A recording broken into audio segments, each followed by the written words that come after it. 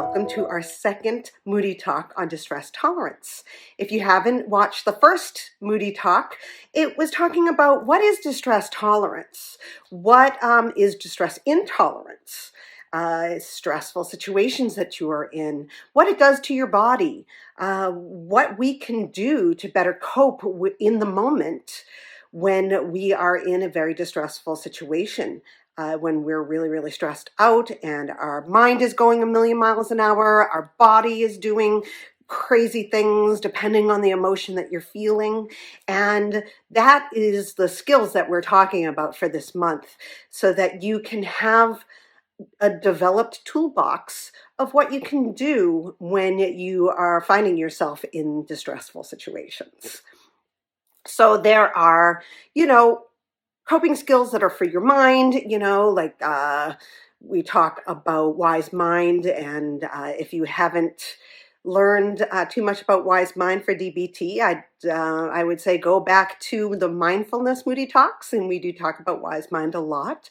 But Wise Mind is walking the middle path between emotion mind and, reasonable mind. Okay, so it's taking both of those, going the middle path of that.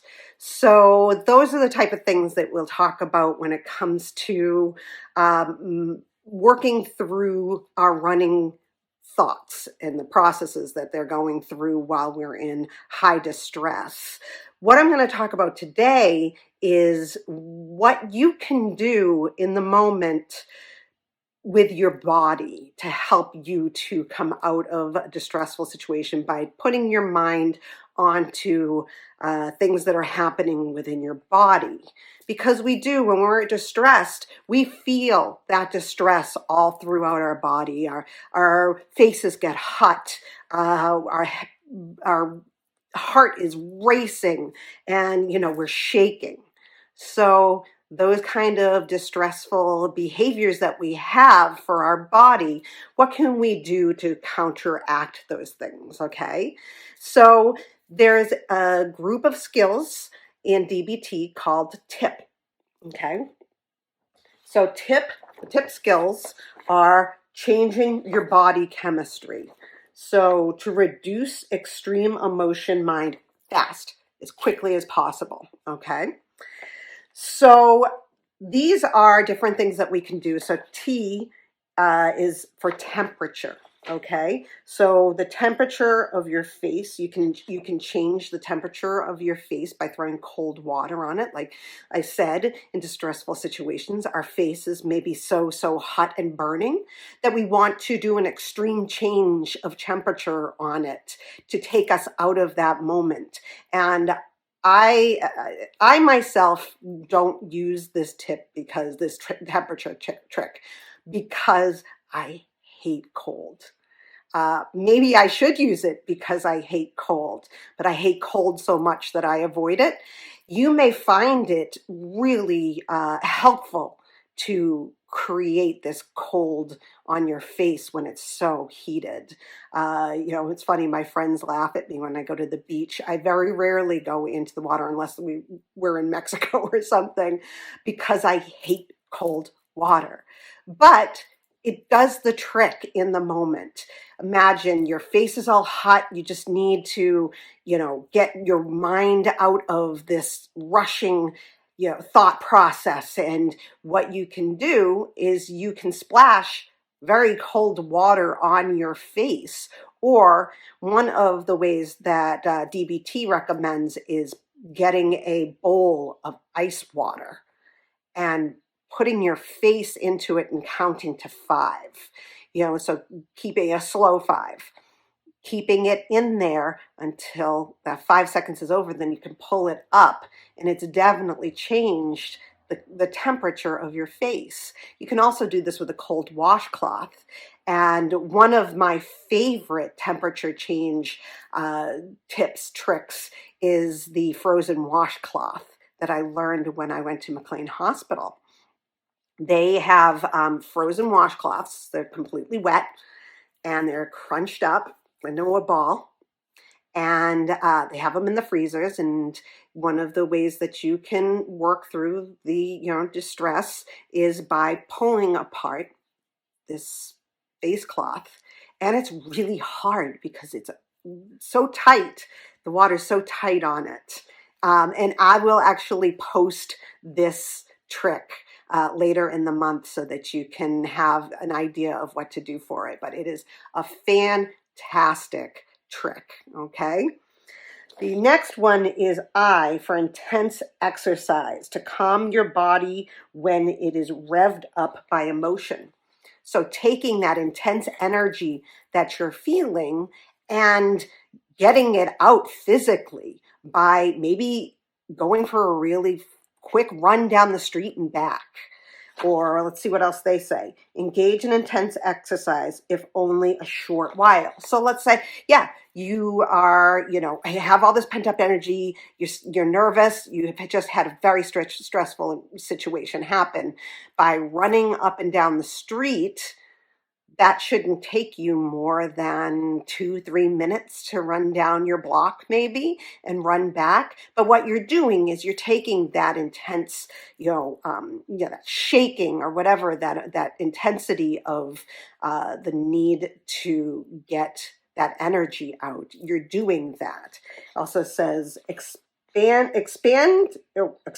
your body's stored up physical energy by running, walking, fast, jumping, playing basketball, lifting weights, etc. So if you have some weights in, like maybe you have a few weights that you have sitting around that you used or you do use for exercise, going in, grabbing like the heaviest one you possibly can grab and start using it, pumping your arms or, bending over and picking them up, but really working with heavy weight or with, the bands, exercise bands that you might have, putting those at your feet and pulling them up and just, pulling and getting that extra energy out of your body is really important. That way, your body feels as though it's gotten out that nervous, stressful energy that you produced in that stressful moment.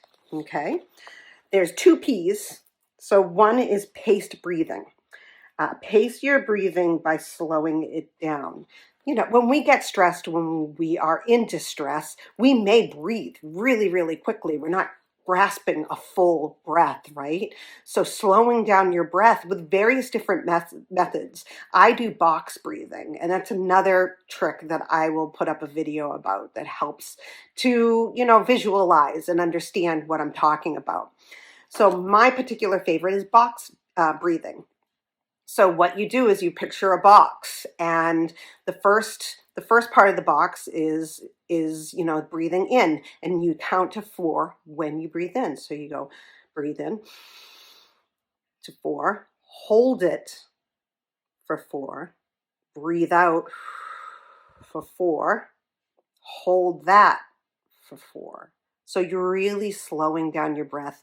You're making it deliberate, and you're focusing on that breathing. It's really important that we bring our breathing to a normal pace when we're in distress, because that also causes the heart racing. That causes the shaking. That causes more nervousness when you're not catching a full breath. So by doing particular kinds of breathing methods, you're helping yourself to calm down, calm the body down, okay? And then the last P is paired muscle relaxation. This is a great one. I don't think anybody thinks about this. So it says to calm down by pairing muscle relaxation with breathing out. So this is going to talk about it, but then I'll also talk about it myself. While breathing into your belly deeply, tense your body muscles, not so much as to cause a cramp, obviously. Then you're going to notice the tension in your body. While breathing out, say the word relax in your mind. Let go of the tension.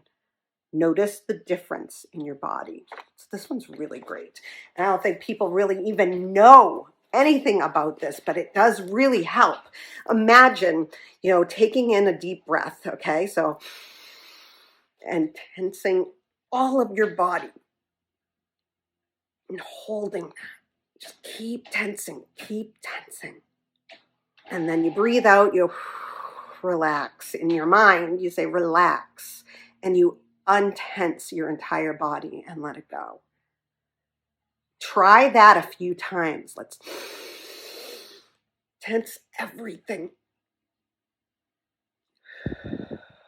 So then you're letting go of all that tension that's built up. This is goes along great with paired, not paired, but the breathing, picking particular breathing methods and patterns. It just gives you that extra punch to it, like the stress. You're taking all that stress, you're getting it all into your muscles, and then you're letting that go. I highly recommend trying it because it does work. And I really think that a lot of people, I think most people don't even really think about that. But just imagine, try it now. Just breathe in, intense everything and hold it for a little while. Just notice all of the tension in all of the parts of your body and then let it go. I'm already feeling relaxed, honestly. So I highly recommend trying that, the relaxation, the tightening and the relaxation of your muscles. Again, it pulls you out of what's going on in your brain because you're focusing on what you're doing to change the body sensations that you have when you're in an intense emotion. So that is TIP. It's really a great group of skills to put into your toolbox for distress tolerance because you can do it in the moment. You may not be able to do the cold thing in the moment, but most of those other things you can do in the moment. So I highly recommend trying that out.